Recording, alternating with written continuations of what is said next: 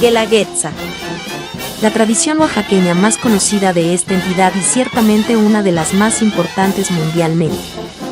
En este evento se dan cita las danzas, bailes tradicionales, rituales y sones propios de cada región del estado, todas y cada una marcada por un gran colorido y significación.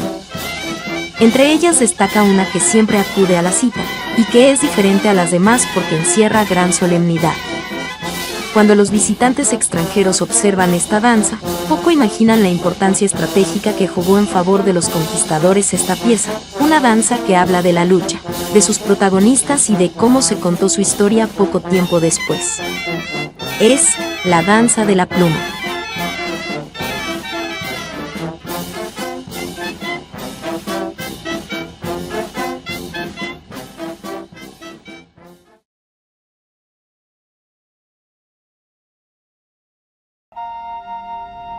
Hernán Cortés, el hombre que, con su astucia, o bien, con simple obra de las condiciones a su favor, logró conquistar el que entonces era el imperio más poderoso de lo que algún día sería México. Antes de convertirse en el primer hombre en ser señalado como villano de la historia de México, por 3 siglos, fue el prototipo de héroe para sus connacionales, lo que le valió entre otras cosas el título de Marqués del Valle de Oaxaca. El título recibido, aunque incluía privilegios, también implicaba obligaciones, como la de cristianizar a la población indígena de sus dominios, que era el pretexto que había justificado su conquista. Esta labor pronto la tomarían en sus manos de manera directa los franciscanos y los dominicos, órdenes religiosas que llegaron a la Nueva España.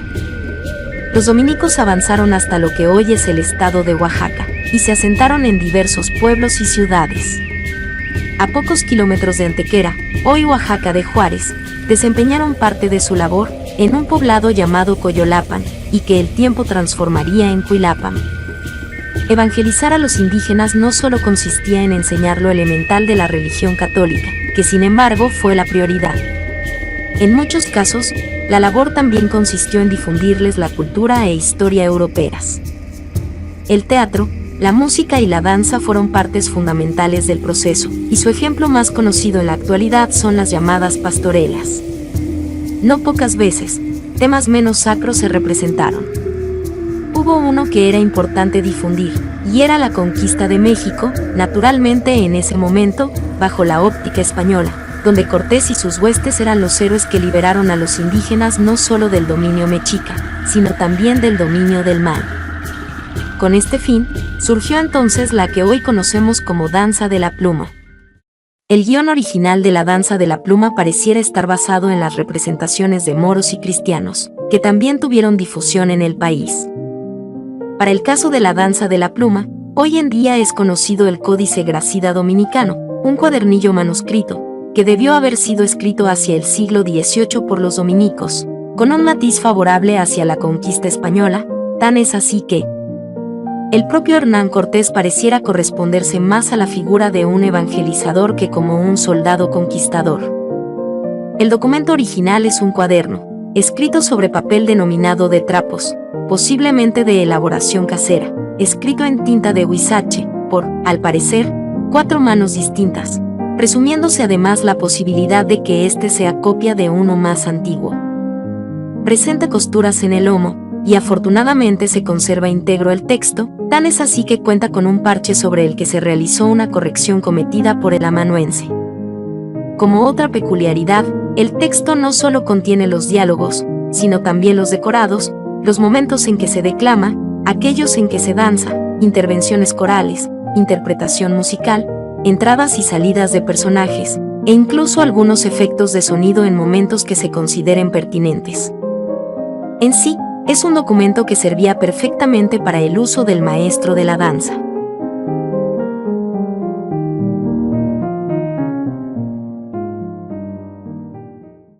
El argumento de la danza de la pluma, como se ha dicho, era el de representar la conquista de México. Para ello se recurre al uso de diversos personajes y alegorías para cumplir tal fin. Intervienen en la obra los personajes de Hernán Cortés y Pedro de Alvarado. También participa Alférez, abanderado de Cortés, paje de Jineta, que funge como guardaespaldas, así como un sargento y 2 soldados españoles. Aparecen, de igual modo, guatemos, que, aunque al parecer alude al nombre de Cuauhtémoc, representa más bien el papel de rey tlaxcalteca, que se alía a Cortés en la obra. De igual modo, participa el capitán tlapaneco, también llamado Juan de Dios, intérprete y embajador de Cortés. El papel de Moctezuma es el del único tlatoani mexica que aparece en la obra, y con quien culmina la conquista, en contraste con los hechos históricos, donde la caída de la ciudad fue con el tlatoani Cuauhtémoc. Como aliados de Moctezuma, tenemos a 4 reyes, como el de Tlacopan y el de Texcoco, además de 8 capitanes, aztecas o mexicas, y tlaxcaltecas, 4 en cada bando. Caso particular es el de Malinche, ya que en realidad corresponde a 2 personajes, quizá a causa de alguna confusión que tuvo el autor de esta obra. El primero de ellos es el personaje de Doña Marina, que funge como la guía e intérprete de Cortés. Entretanto, Malinche es otro personaje de la obra, que cumple el papel de esposa de Moctezuma, y por lo tanto, se trata de un personaje ficticio. Cabe destacar que hoy en día aún intervienen ambos personajes en la danza, aunque en el caso de Doña Marina suele ser nombrada como Zahuapila o Cihuapila. De este modo, tenemos un total de 24 personajes en la danza. El desarrollo de la obra acontece del siguiente modo: Cortés decide embarcarse para iniciar la conquista, llegando entonces a Tabasco. Entretanto, el rey de Tlaxcala tiene una visión donde es advertido de la llegada de Cortés. Posteriormente, el conquistador desembarca en Veracruz, a lo que enseguida se entrevista con el señor de Tlaxcala, aliándose con este. Todos ellos se dirigen a Iztapalapa, donde envían una embajada ante Moctezuma. El tlatoani es advertido por su esposa de funestos presagios, y le recomienda recibir a los españoles. Moctezuma ignora lo anterior, a lo que los reyes aliados hablan de la culpa que tendrá el gobernante ante los males que se aproximan. La historia continúa con una conversación entre Alvarado y Moctezuma. La esposa de este advierte a Marina que el tlatoani le ha tendido una trampa a los españoles y sus aliados, para intentar ahogarlos al cruzar el lago de Texcoco. Enseguida, los reyes mexicas deciden atacar a los españoles y tlaxcaltecas. Moctezuma, mientras tanto, envía a su capitán como embajador ante Cortés, quien, tras dialogar con este, pone un ultimátum al tlatoani, a lo que entonces el gobernante se reúne con el conquistador, para culminar con la declaración de guerra, la batalla final y la rendición de Moctezuma y su imperio. Como se aprecia, la obra cuenta con una diversidad de anacronismos. A pesar de no apegarse rigurosamente a los hechos históricos, en esencia cuenta de manera global la conquista, pues se relata la llegada a Tabasco, el desembarco en Veracruz, la alianza tlaxcalteca, la noche triste, y finalmente, la caída de la ciudad. En sí, la obra, más que contar el hecho de manera fidedigna, pretendía servir como argumento catequético en el proceso de evangelización de los indígenas. De allí su cierto matiz que refiere también a la intervención divina para justificar los hechos. Existen además ciertos puntos de opinión que tratan de explicar el por qué se creó esta danza en dicho contexto. Uno de ellos parece evocar a la conquista de los mixtecos sobre los zapotecos. A su vez, los propios mixtecos parecían tener razones de despreciar a los mexicas, pues poco antes de la llegada de los españoles, habían sufrido la destrucción de Yanhuitlán, una de sus más importantes ciudades en la época, de modo que enterados de la llegada de Cortés se aliaron con este. En consecuencia, el conquistador no los consideró como vasallos, y a su vez estos parecen ser lo apreciaron, como demuestran las ruinas de una de las casas de Cortés, en el poblado de Cuilapan. Aunque pudiera pensarse que la danza de la pluma es única en su género, en realidad está y estuvo emparentada con muchas danzas similares. La que actualmente guarda mayor relación con ella es la danza de la conquista, realizada en varias localidades del estado de Guerrero. En estos lugares, aún existe la ejecución de pasos dancísticos, paralelos a los diálogos que sostienen los participantes, por lo que ella nos da una idea aproximada de cómo se llevaba a cabo la danza de la pluma originalmente.